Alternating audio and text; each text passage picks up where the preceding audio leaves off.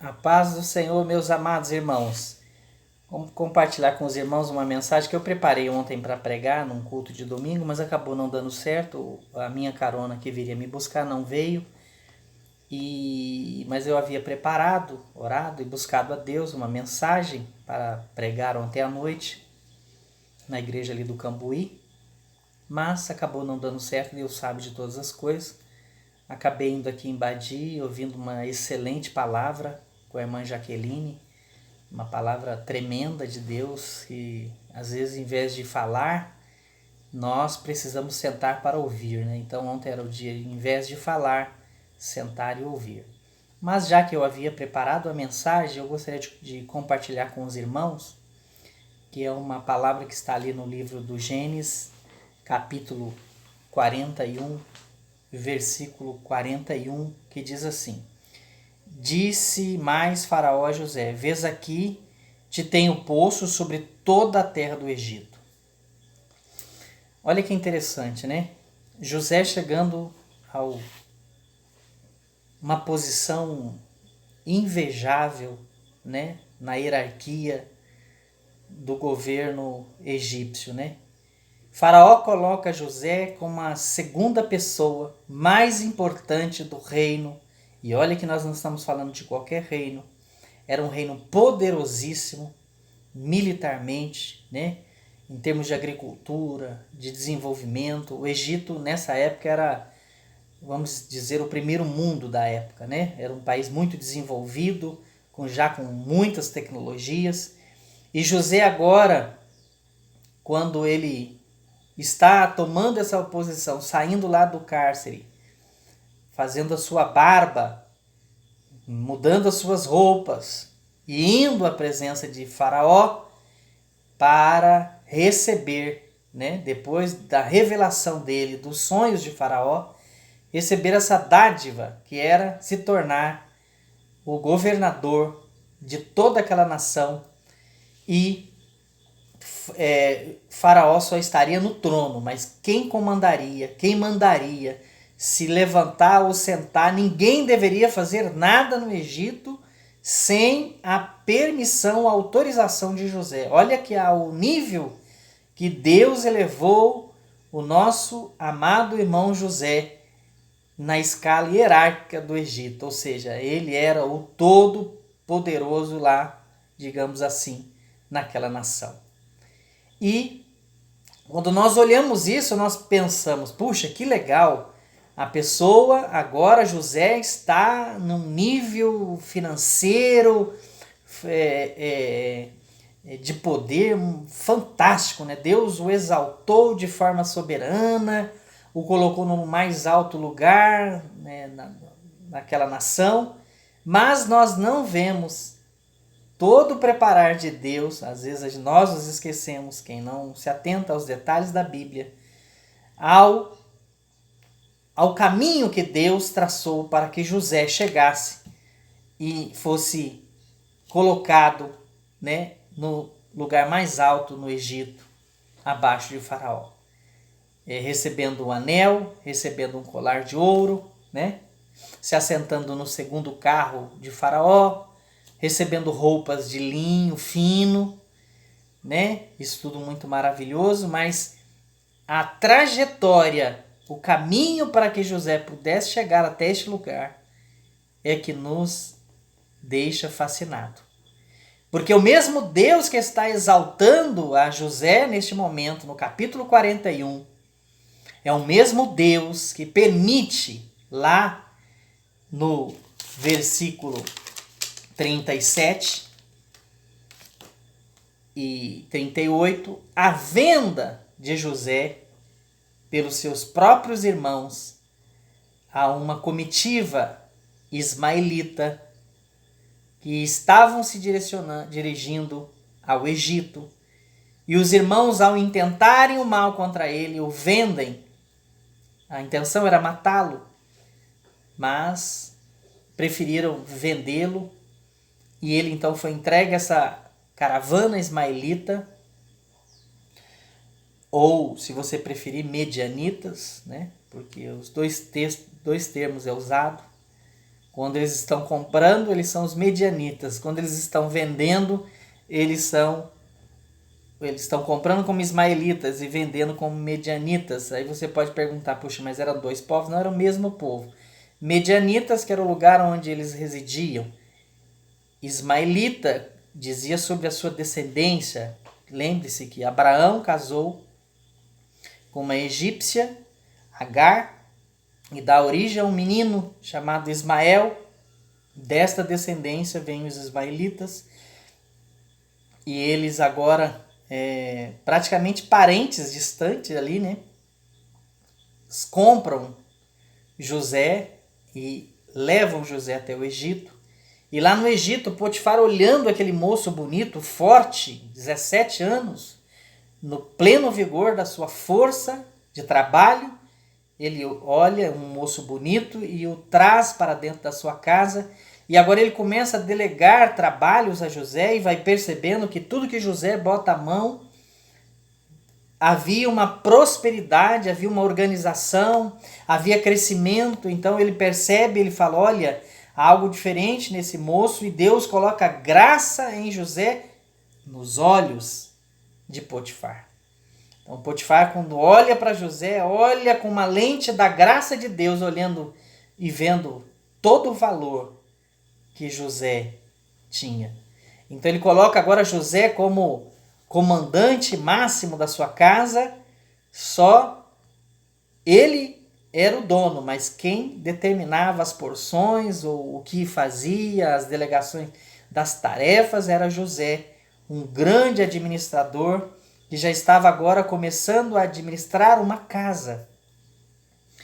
E após ele estar indo muito bem, né, tendo sucesso na sua carreira, né, ele agora é pego por uma armadilha forjada por uma mulher maligna, perversa, né? Isso é a própria síntese da perversão.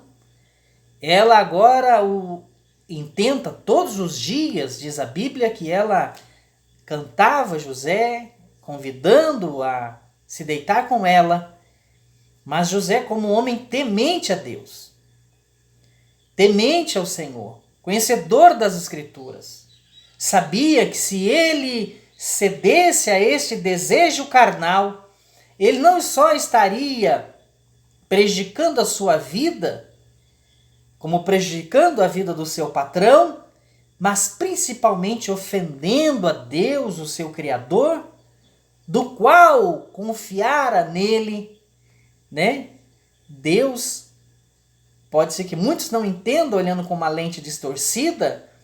Qualquer um poderia dizer, já que eu estou nessa situação, vendido, longe da minha família, por que não um deleite? Por que não participar, né? E ter uma vida de relacionamento íntimo com a minha patroa? Ninguém ia ficar sabendo, ninguém ia ver. Eles estavam sós na casa. Mas José sabia que existia um Deus no céu, cujos olhos enxergam todas as coisas, e a ele nada fica despercebido. E José, sendo temente a este Deus, José rejeita esta mulher, que deveria ser uma mulher linda, bonita, cheirosa, né? Afinal de contas, ela era da elite egípcia e deveria gozar de todos os bons materiais do Egito. Mas José, mesmo no vigor da sua força como homem, ele rejeita. E como ele rejeita? A Bíblia diz no versículo 39 que por 4 vezes é citado no 17, no 12, no 39:12, 39:13, 39:15, 39:18, que ele fugiu e saiu para fora. Ele não só fugiu da sua presença, indo para outro quarto. Não, ele foge da presença da mulher e vai para fora, onde ele estaria mais protegido. Só que nesta fuga, ele deixa algo para incriminá-lo. A mulher toma-lhe algo, não que ele deixa, a mulher toma-lhe algo. Ao agarrar, ele se desvencilha dela e acaba ficando a sua capa na mão desta mulher maligna, disposta a se deitar de qualquer forma e a qualquer custo com José. Mas José, um menino temente a Deus, foge. E ao fugir, a mulher grita e acusa José injustamente de algo que José não havia cometido. E ao chegar em casa, o marido, sabendo da história, a mulher lhe conta a história, a Bíblia não registra se ele foi ouvir a versão de José, provavelmente sim. José deve ter dito a ele: olha, Senhor, eu não fiz nada. Eu nunca cometi nada. O Senhor me conhece. Eu estou aqui fazendo uma analogia. Por que estou dizendo isso? Porque qualquer homem traído em uma situação desta, mesmo nos dias atuais, onde as leis já são bem consolidadas, já há muitos casos de homens matarem o seu oponente por tentar violar a sua esposa. Nesse período onde as leis eram ainda muito arcaicas, muito ainda em construção, provavelmente Potifar teria matado José. Não estamos falando aqui só de uma intervenção de Deus, é lógico, Deus, já que tinha projeto, sonho a realizar na vida de José, é lógico, não permitiria, mas eu também sempre olho o lado humano. Potifar não acreditou na sua mulher. Provavelmente ele fez isso como desencargo de consciência diante dos seus empregados e a comunidade que ali havia ficado sabendo deste fato, mandou prender José. Mas em qualquer homem traído, na realidade, mandaria matá-lo. Mas o que ocorreu é que Deus, é óbvio, estava no controle, e o próprio Potifar, vendo o histórico de José, sabia que, com certeza, que ele não havia praticado aquilo. Mas, para não ficar envergonhado junto à sua comunidade, aos seus empregados, ele manda prender José, e José agora é preso no cárcere, com o capitão da guarda de Faraó. E José agora chega naquela cadeia e começa agora então a trabalhar.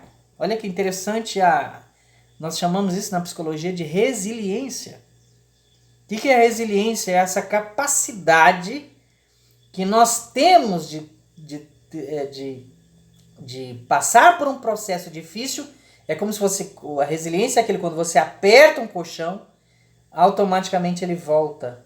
Isso é a resiliência. A resiliência é medida nisso, quando você aperta algo e aí ele, como um travesseiro, um colchão, e ele volta ao seu estado natural, ao seu estado original, ou à mesma altura que ele estava. Então José, quando é apertado pelos problemas da vida, com as dificuldades, ele tem forças em Deus para voltar aquela mesma empolgação, aquela mesma alegria, aquele mesmo entusiasmo de antes. Nós vemos isso na cadeia. Ele não chegou lá triste, cabisbaixo, depressivo. Ele não chegou lá reclamando porque Deus porque Deus estava fazendo aquilo com ele. Pelo menos a Bíblia não relata. É óbvio que alguma tristeza dentro íntima de José deveria haver. Eu não fiz nada. Eu fui vendido como escravo e agora eu sou injustiçado mais uma vez por uma mulher louca, maligna, perversa. Mas José está agora na cadeia e ele tem que continuar indo em frente, para cima. Ele não pode simplesmente esmorecer e baixar a cabeça. Ele então começa agora a trabalhar, a fazer as coisas, e a Bíblia nos diz que aos olhos do carcereiro, do chefe lá do carcereiro Mor, do capitão da guarda, do chefe Mor da cadeia, o carcereiro Mor, José encontra graça. Veja, José encontrou graça aos olhos de Potifar. José encontrou graça nos olhos do carcereiro Mor. Essa graça, ela provém não só de Deus, é óbvio, ela vem de Deus. mas ela vem de toda uma personalidade de José. Nós não podemos descartar as qualidades humanas que havia em José. José era um menino com certeza meigo, educado, carinhoso, gentil, esforçado, trabalhador. Quando precisava ser pulso firme, ele era. Ele fazia as coisas corretas e certas, não tinha jeitinho com ele.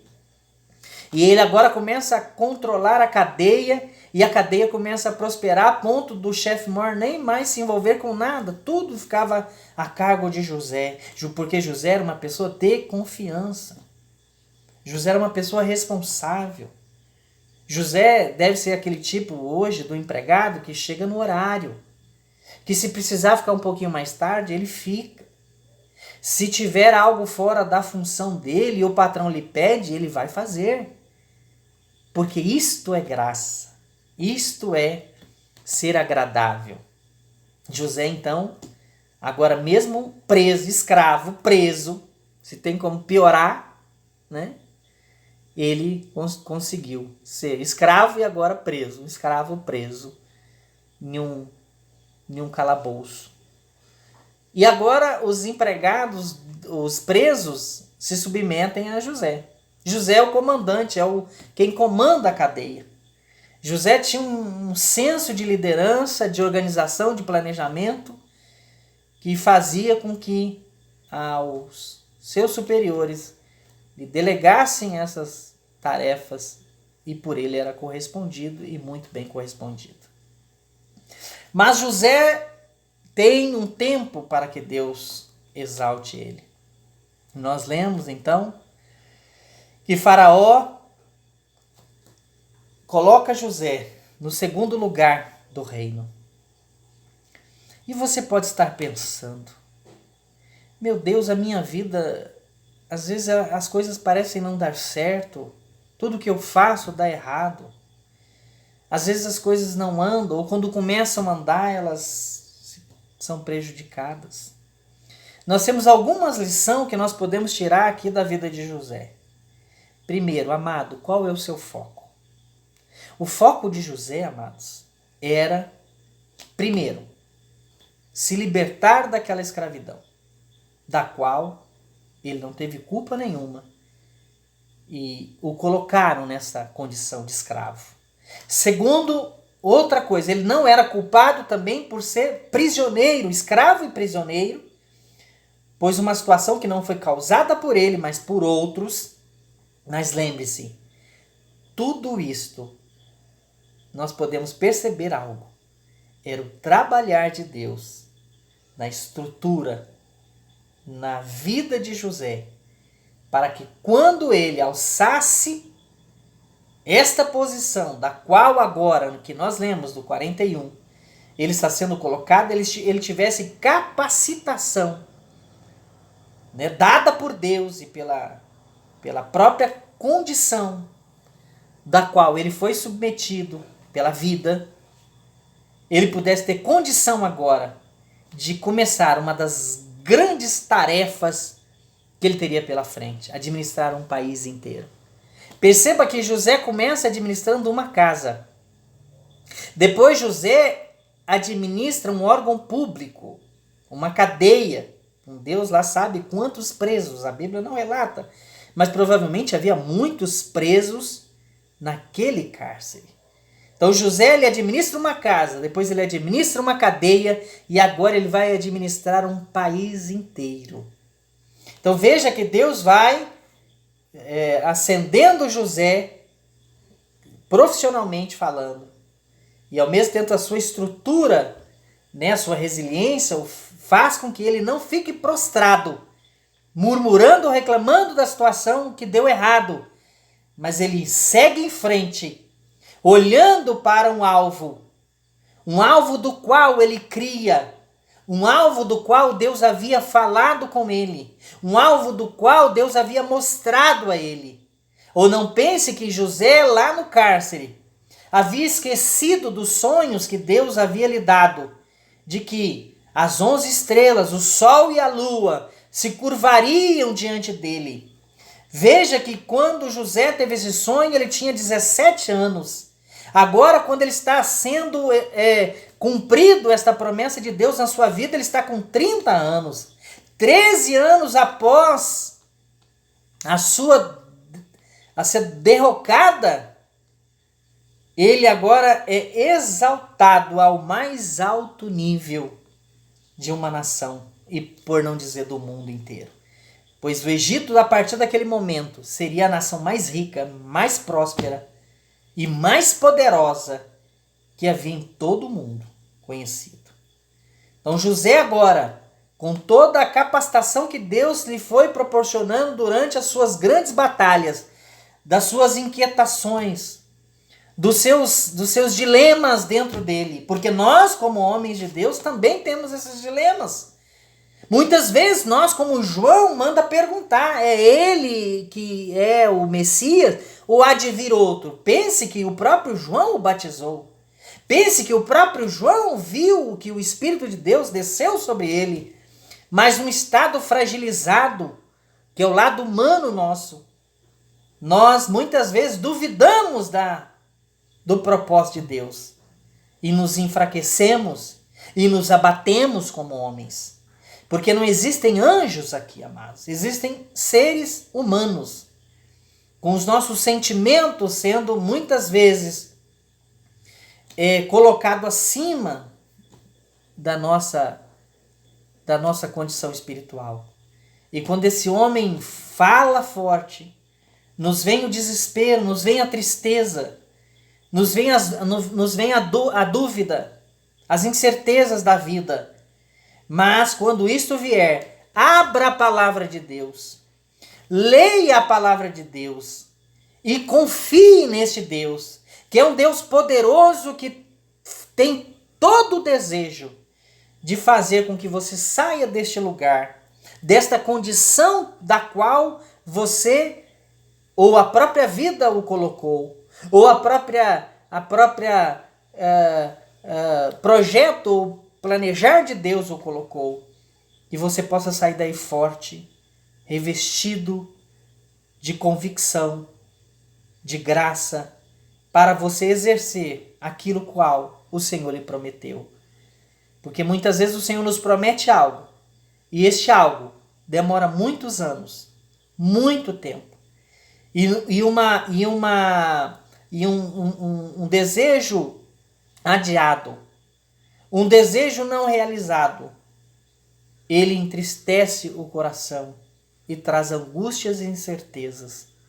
Mas quando isto ocorrer, lembre-se da história de José, que ao descer ao mais baixo daquela nação, no tempo certo, Deus o colocou no lugar mais alto daquela nação. Se você se submeter no momento da tristeza, da dificuldade e desta fase da qual você está passando, se você não murmurar e não reclamar, né? Deus com certeza irá colocá-lo no lugar que Ele tem para você. E é questão de tempo. Isto vai passar. Que Deus abençoe você. Que Deus abençoe a sua família. E que Deus nos ajude a, quando estivermos passando por esses momentos difíceis, de incertezas, Ele nos dê graça através do seu Espírito Santo para nos fortalecer, para passarmos esse período e quando vier a exaltação que vem de Deus, possamos aproveitar e nos deleitar da graça e das bênçãos do nosso Deus, que é poderoso. Deus abençoe a todos em nome de Jesus.